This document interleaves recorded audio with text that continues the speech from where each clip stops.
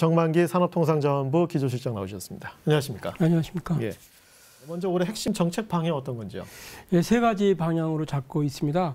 커가는 기업, 좋은 일자리, 안전한 에너지. 예, 커가는 기업은 뭐 우리나라가 기업이 이미 세계적인 글로벌 기업들도 많지만 네.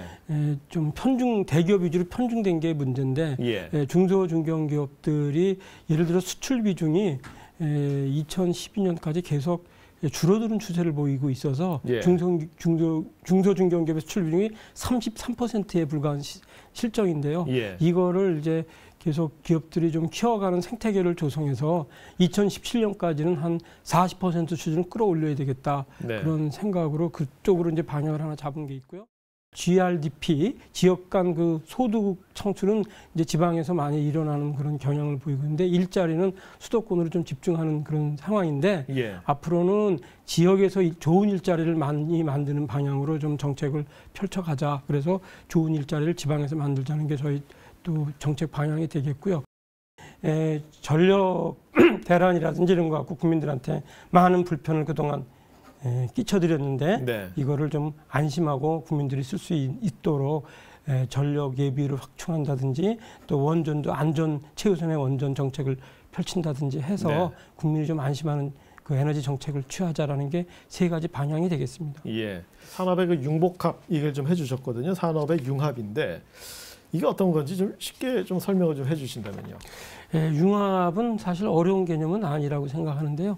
우리 비빔밥에도 여러 가지 요소들을 넣어서 새로운 비빔밥이 나오고 비빔밥도 뭐 여러 가지가 있을 것 같아요. 회는 회덮밥이 되고 소고기는 쇠고기 덮밥이 되고 이렇게 되는데 IT, NT, BT라든지 이런 것들을 기존 산업하고 융합한다든지 농업하고 제조업하고 융합한다든지 여러 가지 산업 간의 융합을 통해서 새로운 그런 산업을 만들어내고 신제품을 개발하고 새로운 서비스를 만드는 게 융합의 핵심이다. 이렇게 생각합니다. 대기업에서 1차 협력업체한테 제값을 줘라. 네. 그러면 1차 협력업체도 2, 3차 업체한테 제값을 주게 될 거고 그렇게 되면 2, 3차에서 기술 혁신이 일어날 거다. 그러면 전체가 생태계가 이 경쟁력이 높아질 거다. 이렇게 생각을 하고요. 그래서 저희는 이 제값받기를 가장 핵심적으로 생각을 해서 납품 단가 같은 거를 좀 많이 깎는다든지 하는 거에 대해서 좀 실태 조사도 하고 네. 그런 문제가 뭐가 있는지를 실태 조사를 하고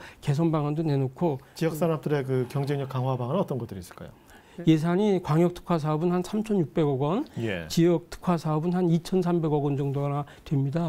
이런 돈을 지역 발전과 고용 효과 중심으로 좀 중점을 둬갖고 이런 사업을 통해서 지역의 고급 일자리를 많이 확충해 나가겠다. 예를 들어서 나주 혁신도시 같은 데는 한전, 우본 이런 데 전산센터들이 지금 나주로 이전하게 되는데 매년 한 3,000억 원 이상의 발주 수요가 생기게 됩니다.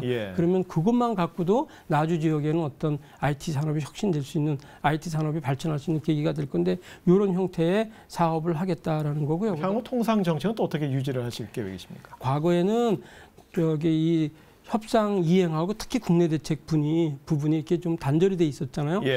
교섭은 외교통상부에서 했었고 국내 대책은 뭐 관계부처도 있었지만 주로 기재부가 했었고 그리고 이제 협상안을 만들고 통상정책을 수립할 때는 산업부처라든지 여러 개 부처의 그 의견을 수렴해서 이렇게 만들어놓은 이렇게 흩어진 형태였다면은 이제는 산업부로 이런 기능이 다 통합이 돼서 상당히 정책의 일관성을 확보하는데 큰 도움이 될 거다. 이게 하나의 장점이고요.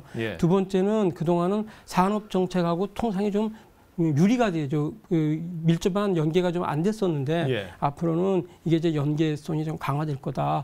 그래서 산업계라고 하면 제조뿐만 아니라 농업, 수산업 뭐 여러 가지 업계가 다 되겠지만 이런 산업의 그 의사라든지 의견 이런 게 잘 반영이 되고 긴밀히 소통이 되는 그런 통상이 가능할 거다라는 게 가장 개편 이후에 큰 변화다 이렇게 생각을 합니다. 지난 겨울은 어쨌든 그 원전 가동 몇 건의 중단으로 해서 전기가 상당히 좀 모자랐었거든요. 많이 좀 위기를 느꼈는데 올해 뭐 에너지 정책 방향은 어떻습니까?